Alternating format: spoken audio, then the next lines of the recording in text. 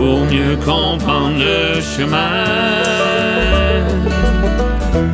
pour avancer vers demain. Le temps des retours aux sources, dans l'oreille aux racines des sources.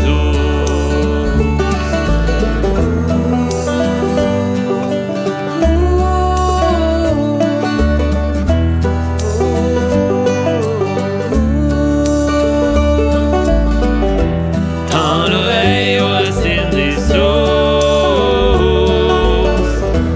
dans l'oreille aux racines des sources. Directement de la meunerie de Saint-Adrien, mesdames et messieurs, voici votre émission Les Racines des Sources et votre animateur à l'interview. Alors bonsoir et bienvenue aux Racines des Sources. On apprend à mieux connaître les bâtisseurs de notre pays, mais surtout de notre communauté. Et ce soir, mon invité est une vraie passionnée de la vie. Mesdames et messieurs, accueillez Madame Carole McEntee. Salut Carole. Oui. Bienvenue aux Racines des Sources. Merci. Alors toi, tu habites à Saint-Adrien depuis combien de temps? Je suis arrivée en 81. Ça fait qu'on est en 22. Ça Une fait un quarantaine bout. d'années, là. T'es originaire d'où? Moi, je suis originaire de Montréal. OK.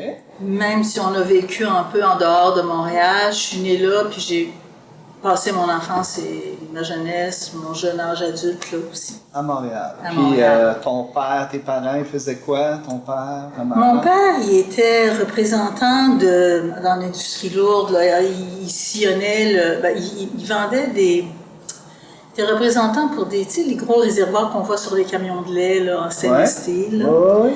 Il a fait ça un bout de temps, il a fait d'autres métiers aussi, fait qu'il était souvent parti parce qu'il était sur la route, il faisait tout le Québec, l'Ontario, le nord des États-Unis, tout ça. Ma mère était à la maison, puis ils étaient des musiciens tous les deux. Beaucoup de frères et sœurs. On est trois, c'est-à-dire qu'on est deux plus une. C'est ce que, rapidement, on a été deux enfants. Puis beaucoup plus tard, quand j'avais 16 ans, j'étais la plus jeune, il est arrivé un autre bébé. Un deuxième Et qui appelait. ma petite sœur, oui. Puis tu disais que tes parents étaient musiciens tous les deux pour le plaisir? Oui, je pense que ma mère aurait peut-être voulu faire carrière. Elle était chanteuse d'opéra, elle avait étudié à Rome le chant classique. Ah, et bon, quand même. elle a chanté au Metropolitan Opera, pas en vedette, là, pour les troupes, pour des chanteurs classiques qui allaient Quand encourager même, les là. troupes. Mon père était pianiste, composait aussi, mais c'était pas du tout sa compétence professionnelle. Là. Mais c'était pas possible de vivre de cette Non. passion-là à cette époque. Puis je pense qu'à cette époque-là aussi, c'était encore plus improbable, si on veut. Mais c'est important parce qu'ils se sont rencontrés là-dessus. OK. C'est ce qui a fait qu'ils se sont fréquentés, puis finalement. Puis à la maison, est-ce qu'il y avait de la musique tout le temps? Est-ce Ah qu'il oui, y avait du les piano? deux jouaient beaucoup. Ah oui. À un moment donné, on avait 2 pianos à queue dans le salon. OK, d'accord.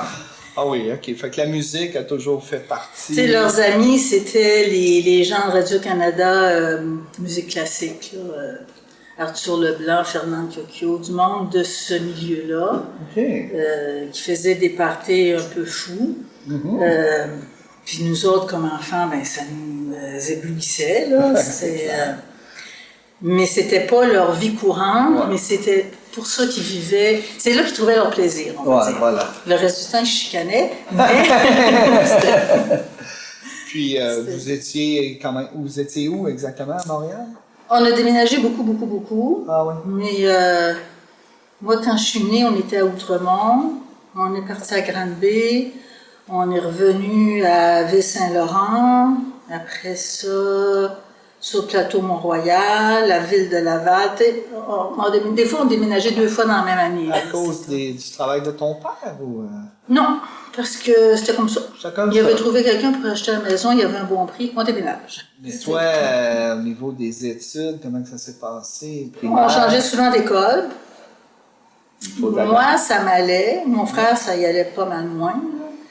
Mais ça comptait pas tant que ça, si on veut. On n'est pas en 2022, là, on est en 1950. Là.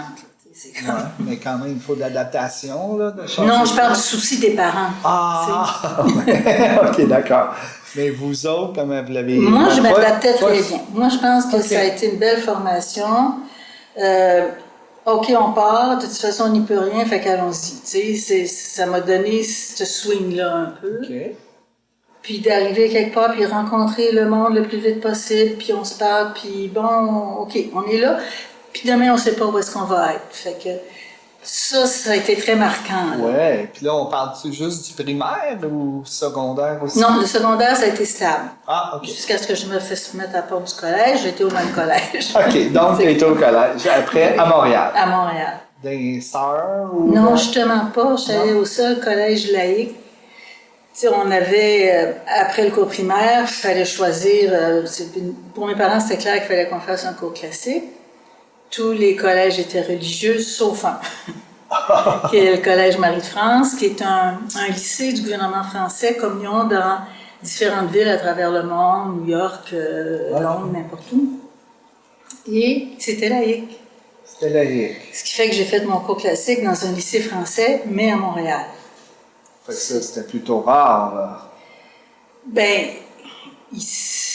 oui et non. Dans le milieu des collèges classiques, c'était un collège qui était très connu, si on veut. OK, OK.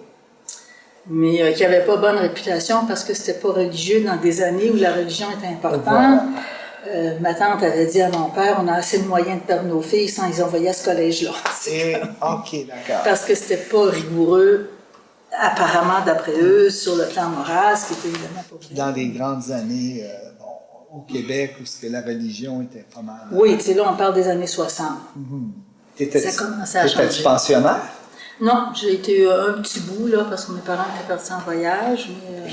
Sinon, fait que t'as fait tes 5 années au même endroit? Ou... Jusqu'en terminale, c'est-à-dire c'est 6 ans. Puis je suis allée finir au collège français qui donnait un peu le même curriculum. Au fil des années, il y avait un autre collège comme ça qui s'était implanté, qui était le collège français. OK. Puis ça a été, pour moi, là, ça a sauvé mon adolescence. C'était, j'apprécie encore aujourd'hui, j'ai 76 ans, puis je me réfère encore à la qualité de l'enseignement qu'on avait là, de la pensée, de la langue, de la culture, de l'ouverture. Ça a été un cadeau dans ma vie. Là, on là. parle de philosophie, les langues, tout ça, c'était... La littérature, les langues étrangères. Ah ouais. C'était vraiment D'ouverture sur le monde. très, très riche. Là. Puis, Même qu'on soit bon élève ou pas bon élève, on apprenait. Ouais. C'était... Mais tu disais que tu t'as fait mettre dehors, c'était-tu... Ouais, c'est parce que je n'étais pas une bonne élève. Mais t'as-tu réussi à terminer quand même? Oui, j'ai eu mon OK. bac. Ah, OK, c'est bon. Le directeur du collège, parce que j'ai quitté ce collège-là pour aller à l'autre collège, Ouais. qui m'aimait pas parce que je n'étais pas une bonne élève, puis j'ai passé avec des bonnes notes. Mais vous n'avez pas honte. Vous passez. Vous et d'autres excellents élèves, cool! Cool. Mais pas. Ah, il était Mais scandalisé. pourquoi tu tombé dehors? Parce que t'étais trop Parce que indiscipliné. j'étais indisciplinée. Quand je travaillais, fait que le reste du temps, je travaillais pas. Pourtant, vu que c'était laïque, c'était peut-être plus relax ou que des... Ah non. Ah, c'était pas relax. C'était Ok. un curriculum très chargé. OK. Moi, je travaillais beaucoup en même temps que je faisais mon cours classique, ce que les autres élèves ne faisaient pas. Je travaillais le jeudi soir, vendredi soir, le samedi, le dimanche, Tu travaillais quoi? Où? comme serveuse de restaurant. Alors, j'étais fatiguée. Ah, OK. Les autres l'étaient moins. T'étais par obligation ou par... Oui, puisque mon père avait des hauts et des bas financiers. Dans les hauts, ça allait bien, mais on dépense l'argent quand on en a. Et quand on n'en a plus, ben, on n'a plus. OK, fait que là, tu travaillais pendant tes études. Oui, il fallait que je survienne à mes besoins ici. OK, ouais, d'accord. Fait que c'était trop. Ouais. C'était trop, fait que je dormais sur mon pupitre.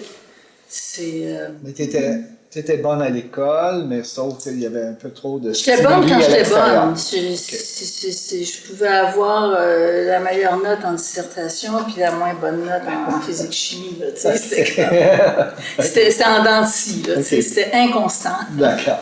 Puis là, ça s'est terminé. Qu'est-ce que tu as fait après ça? Après ça, je suis partie 1 an en voyage. J'ai fait le tour de...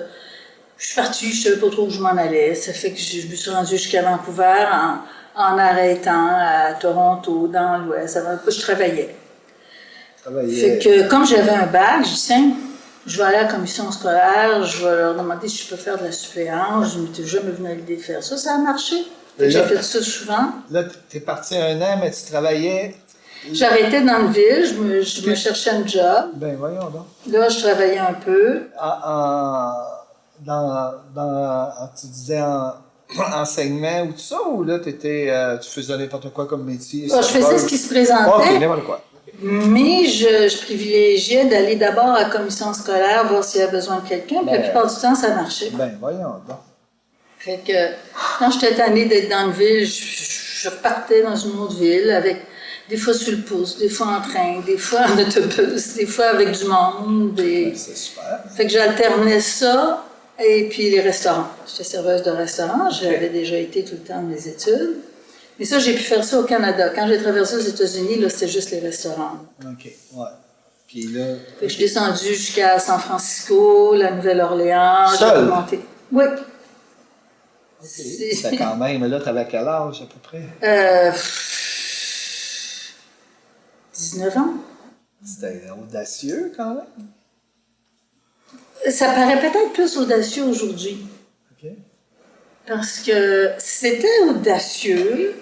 Moi, ça me paraissait pas audacieux, mais j'avais des commentaires comme quoi ça l'était. Mais finalement, ça se passait tellement bien. Une femme seule, mais tu sais, tu t'étais promené beaucoup, donc c'est sûr que tu étais habitué, toi. Mais ça, oui, mais pas à voyager seule comme ça, mais je voyais pas trop comment faire autrement.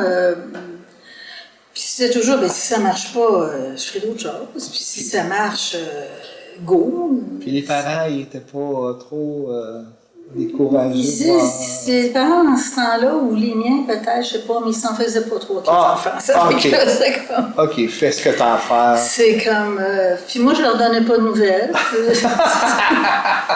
C'est tout de même. C'est bon. Fait que là, tu pars 1 an, on the road, un peu partout, jusqu'au BC, aux États-Unis. Oui, j'ai descendu la côte ouest, j'ai remonté la côte est. Complètement autonome, tu vivais, tu survivais. Tranquillement, pas vite, tu rencontres du monde, t'arrives, tu vas comme à Nouvelle-Orléans, tu vas dans le quartier français, tu parles français, c'est parfait. Je me suis trouvé une job, j'en avais plus qu'une, j'en avais tant que je voulais, des jobs dans les restaurants, là tu rencontres du monde, tu te fais un ami. Moi aussi je ferais bien un bout de route, ok, on peut voyager à 2, l'autre reste là, l'autre. J'ai été bibliothécaire dans une paroisse à San Francisco, j'ai été n'importe quoi. C'est magnifique quand même.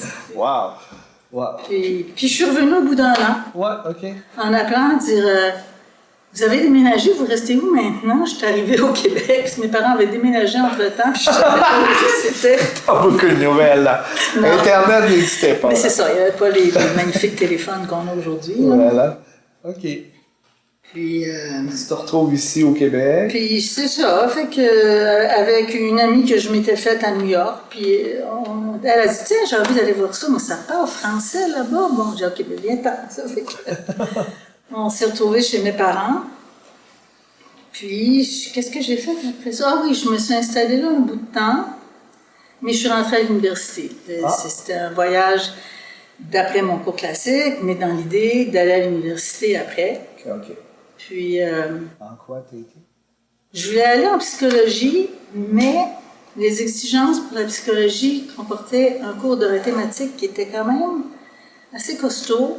Puis c'était pas ma force. Ouais, ça fait comme que... tu disais tout à l'heure, les maths, t'as plus beau, là. Oui, c'est ça.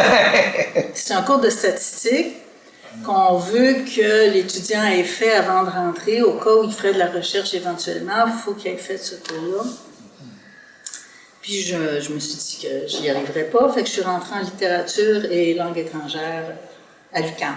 À l'UQAM. Ouais. Là, on est dans quelles années? à peu C'est près, la là? première année de l'UQAM. Ah, wow. C'est 68, OK. quelque chose comme ça. Fait que là, tu t'en vas à littérature, puis Oui. Les langues étrangères. Là, c'est là que j'ai fait un peu d'allemand. On ne peut pas dire que je parle allemand, là. Mais... Puis après, là, tu as fait combien de temps, là? Puis là, j'ai pas fini mon bac. J'ai fait peut-être 2 ans. Puis là, c'était la vie d'appartement sur le plateau Mont-Royal, avec du monde allumé ou éteint, ou en tout cas, c'est pas comment on regarde. Ben du monde, là. Hein? Ben du monde, ben des choses qui sont légales aujourd'hui qui ne l'étaient pas. Ouais. Et puis un chum. Et puis un événement majeur, c'est une amie qui nous dit ah oui, c'est ça, on avait un ami qui faisait un film, puis elle, cette fille-là, c'était la caméraman du film. Fait qu'on fait connaissance avec elle. Puis elle me dit, tu me rendrais du service en fin de semaine, j'ai un problème, j'ai un enfant et chez sa gardienne. Puis elle me laisse tomber pour la fin de semaine, tu me la prendrais-tu pour une couple de jours? Why not? Mais jamais revenu la chercher. Ben voyons donc. Ben voyons donc. Ce qui fait que au bout de 2 jours, tu t'attends à tes nouvelles, puis au bout d'une semaine, tu es inquiet, puis tu la recherches, puis en tout cas, je te passe beaucoup de péripéties, jusqu'à ce que je croise quelqu'un sur la rue qui me dise « C'est pas ta fille, ça? » Je dis « Non, c'est pas ma fille, mais si toi, tu sais que c'est pas ma fille, tu m'intéresses. Comment ça, tu sais ça, toi? » Ouais. Puis elle connaissait cet enfant-là et la mère, et c'était une histoire. Elle l'avait laissé chez d'autres gens comme elle l'avait fait chez moi antécédemment, puis c'est comme ça qu'elle savait ça. Ben voyons. Fait que là, j'ai commencé à comprendre dans quoi on était. Fait qu'on a eu des questions à se poser. Qu'est-ce qu'on fait? Bien ça. Ça fait qu'on l'a adopté. Ben ouais. Ah ouais. Et qu'on s'est mariés. Ah ouais. Chose qui était contre notre religion, là. On ne Ouais, pouvait pas se marier. Mais on s'est mariés parce qu'il fallait se marier à l'époque Pour adopter. Puis là, elle avait quel âge, elle, là? 18 mois. OK, fait que tu t'es retrouvé avec un enfant comme ça, du jour au lendemain, c'est le cas de wow, dire. c'est tout un changement. Puis c'est un médecin juif qui nous a recommandé à une sœur catholique, qui nous ont tricoté ça pour que ça passe à la société d'adoption, parce qu'on n'était pas très cachère. C'était borderline. C'était borderline. Mon chum avait les cheveux très longs. On est des grosses années. Là, si vous faites ça, vous dites ci, vous dites ça. Puis là, fait qu'on a tous fait ça. Puis vous vous mariez. Là, j'étais enceinte. Ça fait que... Ce qui était voulu. OK. Vu qu'on avait décidé d'adopter la première enfant, on en a une, on va en avoir 2, là. C'est correct, c'était correct. Ça fait que je me suis mariée enceinte. Mais ta carrière à ce moment-là, elle a pris un peu le... Oui, là, je travaillais chez SNC Lavalin à la bibliothèque des ingénieurs. OK. C'est le job que j'ai eu jusqu'à ce que je quitte la job parce que j'étais enceinte. Ouais. Puis là, pendant un bout de temps, j'ai pas travaillé, j'ai eu mon bébé, tout ça, on s'est installé. La vie allait plus vite que nous, fait qu'on suivait derrière. Ouais. À Montréal, toujours. À Montréal. OK. Ouais. Toujours dans le même quartier du plateau. C'est bon. Fait que là, t'élèves un peu les enfants et tout ça. Qu'est-ce qui arrive après? Après ça, oui, c'est ça, on s'est séparés. Tu vois, les enfants avaient 6 et 9 ans. Alors, je suis partie de mon bar, mon chum est parti de son bar aussi, on est resté à Montréal. Ouais. Moi, je me suis installée dans un autre logement qui est devenu beaucoup d'amis que j'ai ici quand ils venaient à Montréal, ils allaient dans ce logement-là. Ah, OK. C'est bon. Ouais. Je me suis installée là jusqu'à ce que Puis à travers ça, moi, pour travailler, je faisais de la suppléance. Puis, jusqu'à ce que je m'en vienne ici, finalement. Parce que ma fille aînée, ma fille que j'avais adoptée, Ouais. elle voulait qu'on aille rester à la campagne, puis moi, aller rester à la campagne. Toi, tu n'avais jamais connu ça, vraiment? Oui, l'été en vacances, Ouais. puis je trouvais ça beau, puis bien, puis tout ce qu'on Ok. voudra, mais pas pour rester. J'étais une fille de la ville. De ville, C'est de ouais, Montréal. intellectuelle, des bibliothèques, les théâtres, tout ça. OK. Puis beaucoup de monde. Puis mon amie Thérèse, qui est là, on se passait les enfants, si on veut le dire comme ça. Sa fille avait déjà été avec moi dans mon appartement à Montréal. Ma fille voulait aller à la campagne, partie chez Thérèse, Qui était en campagne déjà. qui était à la campagne, qui elle a fait une année là. L'année d'après, ben, je me suis dit, bon, ben OK, je vais faire ça. Je vais lui donner 1 an à la campagne. Alors, je me suis envenue ici. Il y avait une maison à vendre qui était comme ci, comme ça, mais était pas chère, fait que ça faisait l'affaire. OK, à Saint-Adrien. La maison que j'ai toujours. Ah oui, c'est celle-là. Ah, ouais, encore. Oui, oui. Et puis c'était voisin de chez Thérèse, fait que ça, c'était pas trop parfait. loin. Puis on est quelles années à peu près? Là? On est Ben, c'est en rendu? 81. En 81, OK. Fait que là, tu as Fait que déménagé. mes en 80. enfants avaient des amis avec les enfants de Thérèse, etc. Moi, j'avais mon amie Thérèse, mais j'ai d'autres amis aussi. J'ai retrouvé une vie sociale quand je disais que je ne voulais pas aller à la campagne, que je craignais de ne pas avoir. Je ne me voyais pas, moi, parler à des chèvres. Ouais, c'est ça. C'est un peu plate, là. Ben ça, je sais pas, j'ai jamais fait, là, mais... Puis c'était fun, puis la maison était toujours pleine de monde, on se visitait les uns les autres, on jouait au volleyball, on mangeait, on riait, Ben, je pense que je vais rester finalement, un peu, on verra, mais de rester en rester, je suis restée. Je faisais la suppléance ici aussi. Ça marchait pas comme je voulais. Je me suis un petit peu pognée avec quelqu'un à l'école, j'ai dit bon. Psycho, j'avais déjà dit ça, moi, psycho. Ouais, ben oui. Les maths, Les maths, les mots on s'essaie. Ah, t'as- Puis je suis allée à l'université de Sherbrooke, ils m'ont accepté à condition que je fasse les maths. Ah, les maudites maths. Ah, non. Puis, Fait que je me suis inscrite au cégep de Victo. Je suis allée faire mon cours de statistique. J'en ai mangé, mais je l'ai eu. ah bon, voilà. Fait que là, tu avais la porte ouverte pour enfin... Puis là, je suis rentrée à l'université. J'ai fait le bac en psycho. À quel âge, là? On est à peu près à quel âge? 40, Quand même, hein? 40 ans, disons 40, 39 ou 41 OK. là. Dans 40 ans, tu as décidé de retourner en psycho, la passion que tu avais eue Exactement. à l'époque. Puis là, ben, c'était les pré-bourses, ça fait que c'était pas riche. Fait qu'on coupait les scènes en 4, mais ça paraissait pas. Ça marchait bien. Puis là, tu étais seule avec la famille, là, avec Oui, tes 2 c'est enfants. ça. C'est ça. Qui avait grandi à travers ça, qui à travers ces années-là, j'ai une de mes filles qui est retournée à Montréal pour être chez son père. L'autre a commencé le cégep à Sherbrooke, fait qu'on voyageait ensemble, puis elle faisait son cégep, moi je faisais mon bac. Fait que là, tu as fait ton bac en psycho À Sherbrooke, à puis j'ai Sherbrooke. fait la scolarité de maîtrise. J'ai pas fini la maîtrise, mais j'ai fait les 2 ans de maîtrise en orientation professionnelle. Ah oui, puis à travers ça, je suis allée rester 1 an à Montréal, c'est vrai. Parce que ma fille qui faisait son cégep était au début de mes études en secondaire 5. Puis elle était chez son père, puis la chicane était prise, elle voulait plus être là. OK. Elle voulait pas revenir finir à Val-des-Sources. OK, je me suis fait transférer d'université, puis je suis allée rester à Montréal 1 an, puis je suis allée à l'Université de Montréal faire cette année-là, là. Puis j'ai loué un appartement. Les filles à Thérèse ont continué le prêtage d'enfants, sont venues rester avec moi dans cet appartement. Pas toutes ces ans, les 2 plus vieilles. Les 2 plus vieilles. OK. Avec d'autres jeunes aussi. Ouais, ça continuait. Oui, c'est ça.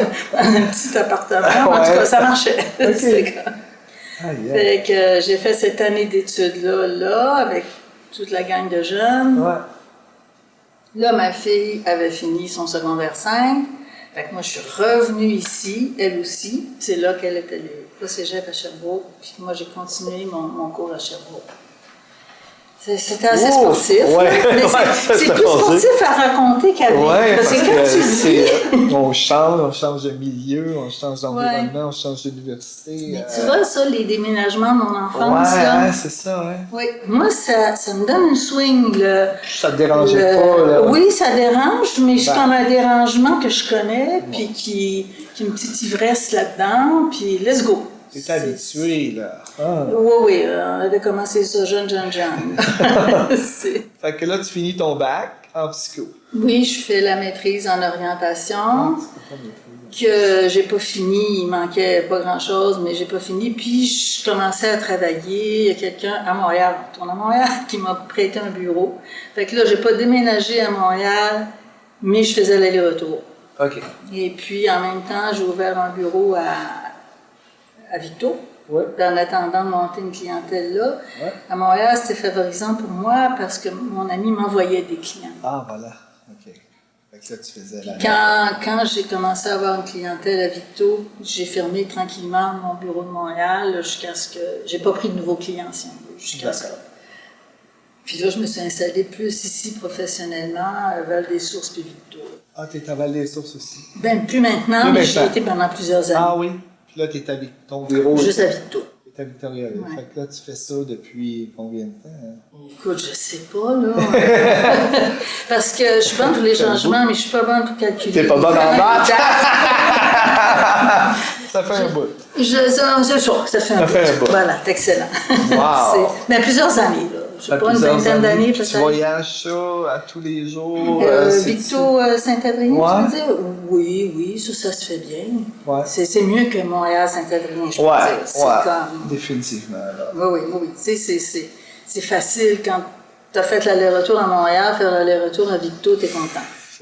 Puis tes enfants, eux autres, ils restent ici? Ou, ma fille aînée est à Longueuil, puis la deuxième est à Saint-Camille. OK. Puis as-tu des petits-enfants? Fait que oui, j'ai un petit-fils de 30 ans qui est à Val-d'Or et qui va avoir un enfant la semaine prochaine. Oh, OK. Fait que je vais être arrière-grand-mère la semaine prochaine. Oh, d'accord. Et j'ai 2 petits-enfants à Saint-Camille. OK. Qui, eux autres, l'aîné a fini son secondaire, l'autre est encore au secondaire. Fait que là, tu peux les voir un peu plus. Beaucoup. Plus proches, là. Ah non, je les ai vus beaucoup de coups, là. Oh. Fait que là, tu travailles quand même à temps plein. Oui, à temps plein. T'es à temps plein, hein? Je fais 3 jours, mais c'est des journées de 12 heures. Ça fait que... Puis à la maison, ben il y a toujours du travail de paperasse que je fais jamais, puis que je suis toujours en retard, puis que je finis par faire, mais en tout cas... Mais c'est quand même pas mal d'énergie de monter là-bas, des 12 heures, des revenus, des 12 heures. Pas tant. Okay, Tu sais, je suis habillée chic, là, j'arrive de là. Ben ouais, t'es capable, là, t'es en forme, là. Ben, c'est pas si héroïque que ça, tu sais, revenir de Victo, c'est... Ça se fait... Je me suis trop, t'écoutes Radio-Canada, c'est mon église Radio-Canada. Ben, ouais. Puis, tu t'en viens tranquillement, là, c'est pas... ça me paraît pas, en tout cas, okay, moi ça va très bien. C'est pas... Puis la musique, elle a-tu émergé un peu? Je chante faux, ça se peut pas. Pour une mère chanteuse d'opéra, c'est pas... Bon. C'est ça. Mais mes 2 filles ont fait leur cégep en musique. Ah. Sonia a fait son cégep à Vincent d'Indy, en chant classique justement, et piano. Et Marie était au cégep de Sherbrooke en trompette et piano. Puis les 2, est-ce qu'ils, à part de s'amuser, est-ce qu'ils vivent ça? Plus beaucoup. Marie est plus en théâtre avec son chum, qui lui est là-dedans. Ouais. Elle en fait de la musique dans le cadre des pièces qui vont monter. Mettons, elle va composer, elle joue, tout ça, mais c'est pas, on peut pas dire qu'elle gagne sa vie avec sa vie avec ça, la musique. Ouais. Ni l'aîné. Non, elle est pas non, elle est OK. préposée aux bénéficiaires. OK.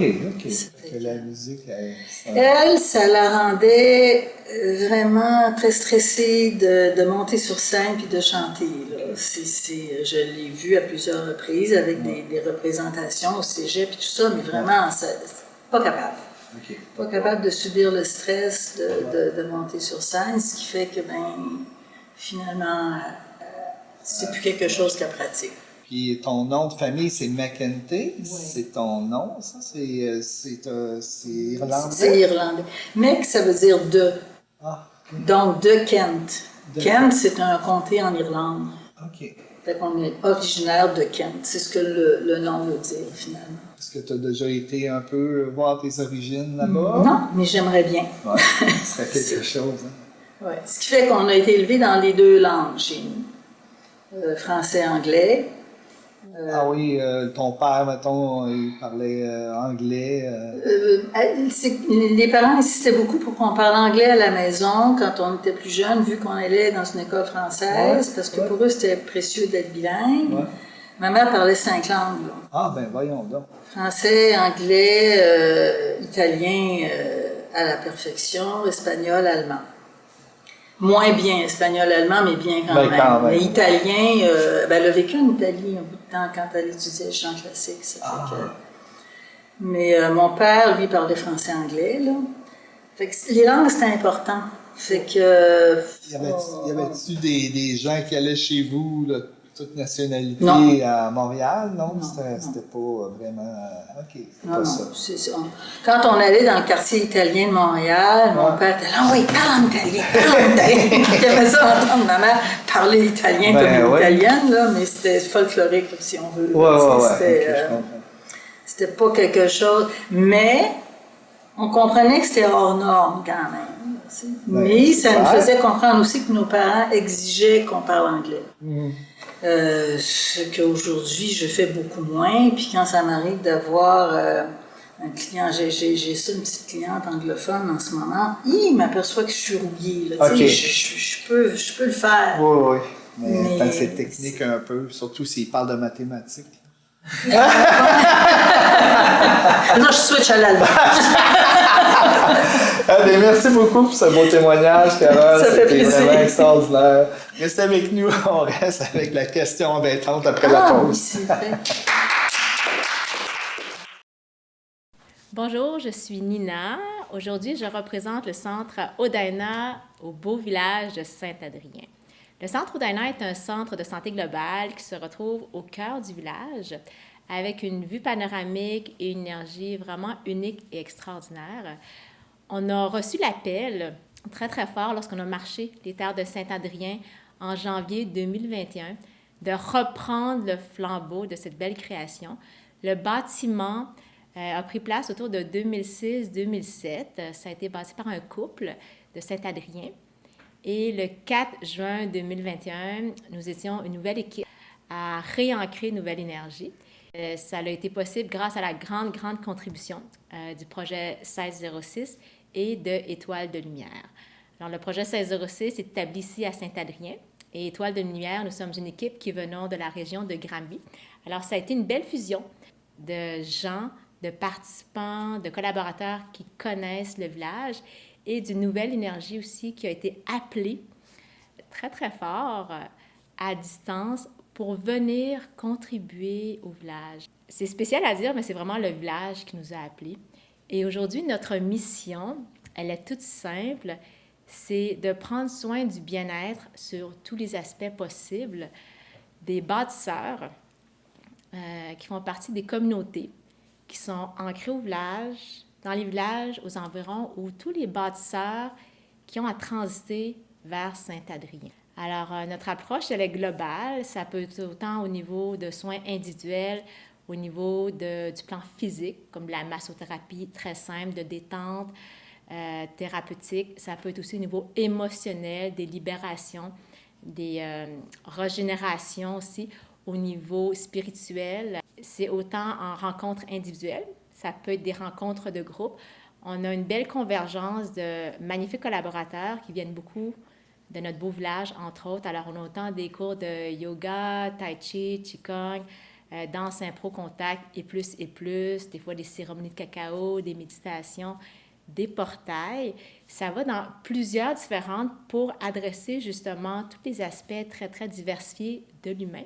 Et il y a des quêtes aussi de la co-création qui est offerte autant individuellement pour toutes les parties de soi que pour des co-créateurs qui souhaitent œuvrer, activer, régénérer et retrouver un travail collectif qui est constructif. Et aussi, à l'intérieur du Centre Odaina, nous avons un super bel espace de cristaux, un atelier boutique qui est en libre service. Alors, tout le monde est bienvenu pour venir juste les voir, les caresser et pour en acquérir, en adopter aussi. Et la route des sommets dont on fait partie a une phrase qui la représente qui nomme « Plus près des étoiles ». Alors, le Centre Odaina est surtout aussi une terre d'accueil des étoiles pour toute la magie qui œuvre en nous et pour toutes les dimensions qu'on souhaite retrouver ensemble. Alors, vous êtes tous les bienvenus. On va être très heureux de vous y accueillir. Merci. Toujours à l'émission Les Racines des Sources et pendant la pause, Carole a pigé cette question embêtante. T'es prête? Oui.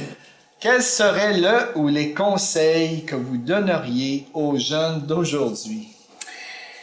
Ben, c'est une question que j'aime.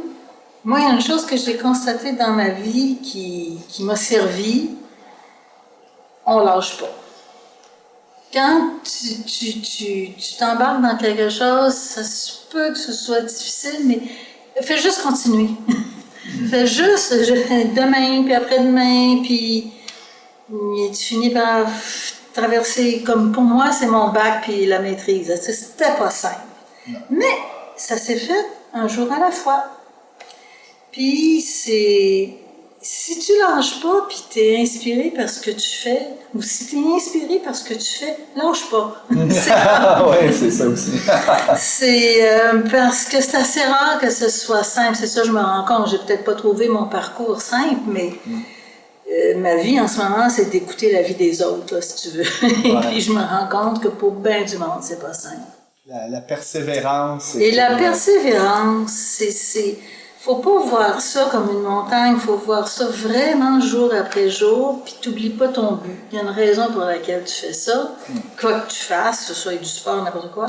Puis ça, je trouve ça important parce que j'entends souvent, gars, ça marche pas, arrête et tout ça, puis ça aurait été juste une difficulté à traverser, puis ça aurait débouché finalement. C'est pas comme quand tu t'es trompé, ça, c'est un autre affaire. Je comprends. Puis ça, si je regarde ma vie, là, c'est une chose qui m'est souvent, qui a sauvé la mise souvent pour moi. As-tu l'impression que les jeunes sont moins persévérants qu'à une certaine époque? Oh, je dirais pas ça. On parlait de jeunes, des conseils que vous donneriez aux jeunes. Oui. Non, je donnerais aux jeunes parce qu'ils commencent leur vie. Ouais. Mais pas parce que c'est des jeunes de l'époque d'aujourd'hui. C'est la même chose. Parce que je pense que les époques ont leur folklore, là, mais la vie est toujours la même. C'est comme... Il n'y a rien qui est facile dans ce qui nous est précieux. Il faut comprendre ça, puis il faut faire avec ça, si on veut. Ouais. Puis il faut continuer. Bien, merci beaucoup pour ce beau témoignage-là, Carole. Ça fait plaisir. Et on va finir avec la citation d'Alain Conscient. Vieillir, ce n'est pas rajouter des années à sa vie, mais rajouter de la vie à ses années.